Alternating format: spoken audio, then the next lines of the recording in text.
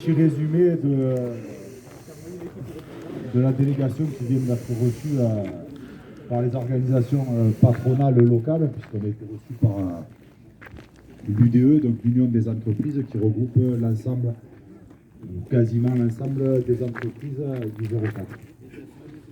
Avant de faire le rendu qui sera assez rapide, je souhaitais vous informer des mobilisations de la journée. Donc ce matin, il y a eu une première mobilisation à 6 heures devant le dépôt de transport en commun de l'AGLO, donc le dépôt d'études, pour ceux qui connaissent l'AGLO, pour porter la problématique de la pénibilité et la reconnaissance de la pénibilité. Puisqu'aujourd'hui, sur l'agglomération, Provence-Agglomération, qui regroupe de tête 43 communes, 45 plus, je sais pas, 46, j'en oublie. Il est important qu'on ait tous dans la tête que nos camarades qui ramassent les ordures ménagères, qui se lèvent tôt le matin, que nos camarades qui conduisent les bus, qui sont en travail décalé, sont traités de la même façon que tous les autres salariés. C'est-à-dire qu'aujourd'hui, l'agglomération refuse, ça a bien marché, mais pas longtemps. On t'entend. Refuse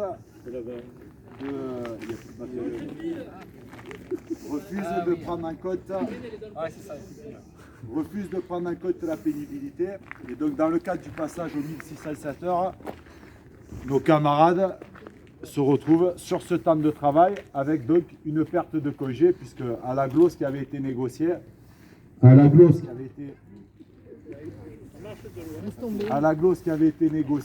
c'était le fait, de pouvoir acheter, dans le cadre du passage aux 1607 heures, de pouvoir acheter ces congés.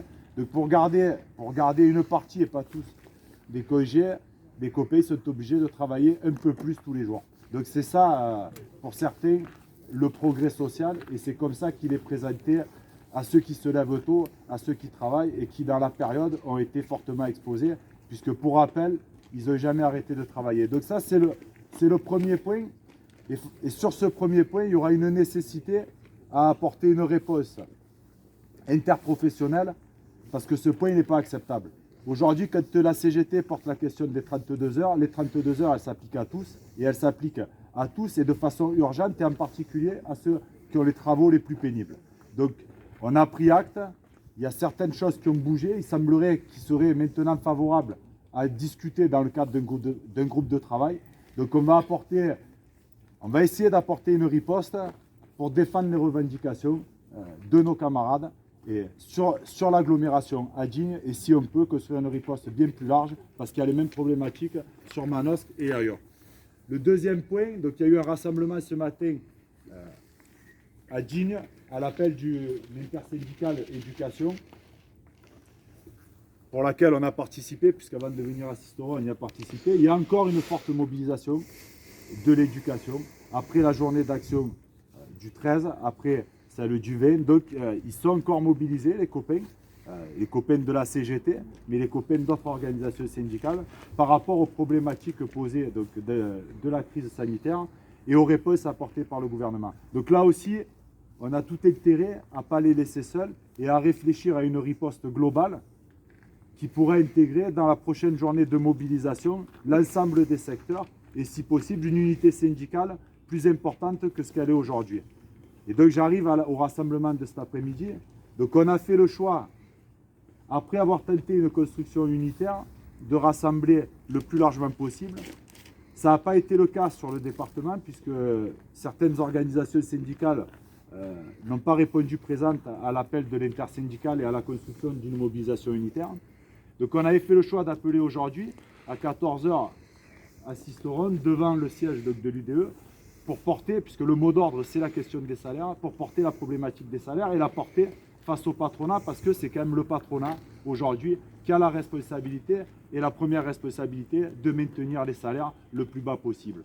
On peut expliquer qu'il faut augmenter le SMIC, mais ce qu'il nous faut gagner, c'est aussi gagner des augmentations de partout et dans toutes les entreprises. Surtout quand le CAC 40 annonce 58 milliards de bénéfices sur les 6 premiers mois de l'année en sortie de la crise sanitaire. Et je dis bien crise sanitaire parce que certains laissent penser que la crise elle est économique. Donc si on est en situation de crise économique, il faudra qu'ils nous expliquent comment ils peuvent faire plus de bénéfices maintenant que ce qu'ils en faisaient avant.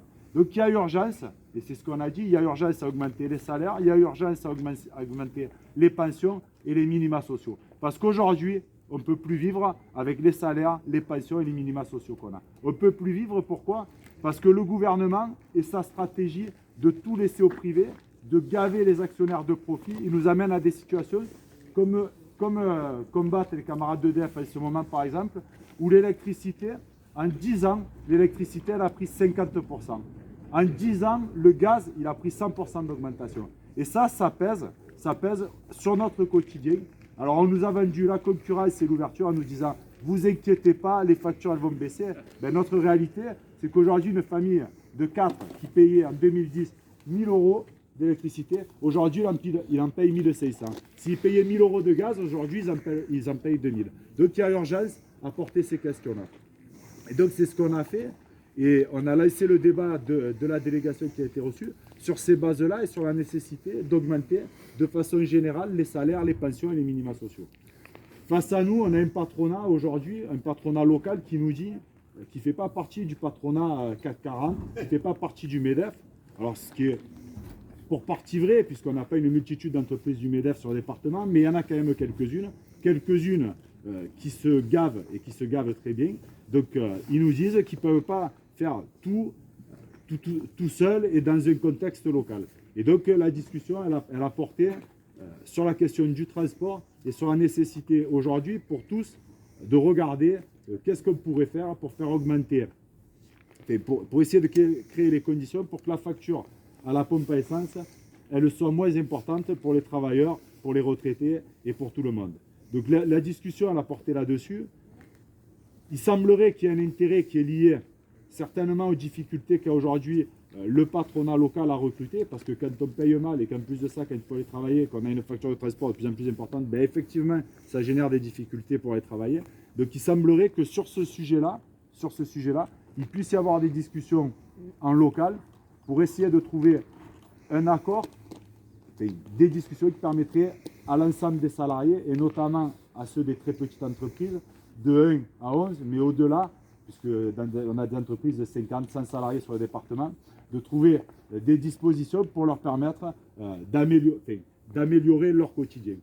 Donc voilà où on en est. Moi, je crois que tout ça ensemble, ce qu'il ne faut pas qu'on lâche, alors il y a quelques petites avancées qui seraient possibles, mais ce qu'il ne faut pas qu'on lâche, c'est le projet global qu'on a, le fait et la nécessité d'augmenter aujourd'hui massivement les salaires, parce que face à la vie chère, ce qu'on a dit et ce qu'on dit régulièrement, face à la vie chère, la seule solution, c'est d'augmenter les salaires, les minima sociaux et les pensions. Il n'y a pas d'autre alternative.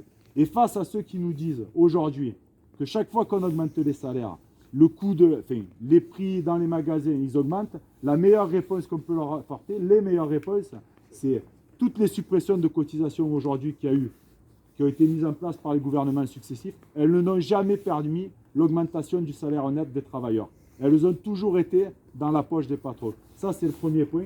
Et le deuxième point, aujourd'hui, on connaît, et de plus en plus, des entreprises où on supprime totalement les salaires, puisqu'on remplace, par exemple, dans la grande distribution, des caissières par des automates.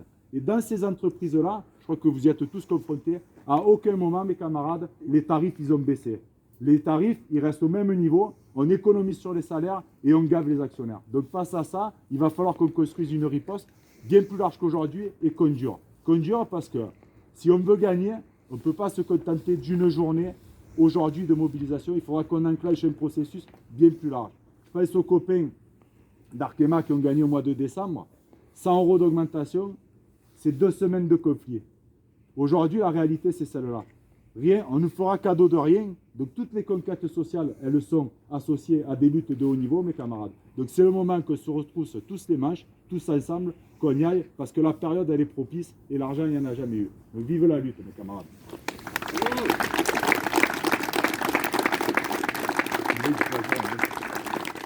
Alors ouais, juste pour ajouter sur la question salariale, la seule réponse qui nous a été apportée, c'est non pas une augmentation du salaire, hein, c'est saupoudrage par des primes et voilà quoi. Donc on s'attendait pas à mieux, mais voilà, bon, c'est la réponse qu'ils nous ont apportée. Juste aussi préciser dans l'énergie, c'est notre troisième journée de lutte, hein. Donc aujourd'hui on s'est inscrit avec ce qui se faisait dans l'Interpro. Mais voilà, il faut savoir que les problématiques que vous connaissez sur l'augmentation des factures, ça a aussi des impacts aussi bien pour l'entreprise que pour nous, les salariés. Et donc aujourd'hui, la dernière décision du gouvernement de filer encore 20 TWh aux concurrents privés, c'est des mégawatts qui sont produits par l'entreprise EDF. Hein. Donc vous avez tous participé à ce qu'il y ait des centrales nucléaires ou des barrages hydrauliques. Et bien voilà, tout ça c'est filé encore une part au privé. Pourquoi? Parce que les prix augmentent et ils n'arrivent plus à faire leur marge. Donc c'est EDF qui va racheter les mégawatts sur le marché de l'énergie et pour le refourguer à prix coûtant à ses concurrents, quoi. Donc vous voyez un peu les résidus du système, hein. Donc on a combattu. Et donc à chaque fois on nous en prend un petit bras. Donc ça met l'entreprise en difficulté. Et là on va arriver au bout du bout où ils vont nous reparler d'Hercule et derrière une ventilation encore à outrance de l'entreprise de service public. Voilà. Voilà, donc comme dit Sylvain, on est toujours dans la bataille et on se raccrochera que ce soit à l'Interpro ou à ce qui sera décidé aussi en local. Voilà. Juste parce que j'ai oublié de le dire, j'en ai beaucoup dit, peut-être trop, mais la prochaine mobilisation, pour ceux qui sont disponibles sur le département, rendez-vous vendredi soir à 18h, parce qu'au-delà de ne pas nous augmenter, au-delà de nous plonger massivement dans la misère, il nous plonge dans l'insécurité sanitaire, puisque les urgences de Manosque fermeront vendredi soir pour la nuit, et il est prévu encore 2 fermetures début février. Donc il y aura une mobilisation et il faut qu'on apporte aussi une mobilisation d'ampleur devant l'hôpital pour dire que ce n'est pas acceptable. Aujourd'hui, dans un pays comme le nôtre, il faut qu'on gagne un accès aux soins en moins de 30 minutes, et on ne va pas refaire tout le débat, un service d'urgence, mais il faut qu'on gagne une réponse aux besoins en termes de soins pour l'ensemble des populations. Donc rendez-vous pour ceux qui le pourront vendredi soir à 18h avec les camarades de la santé.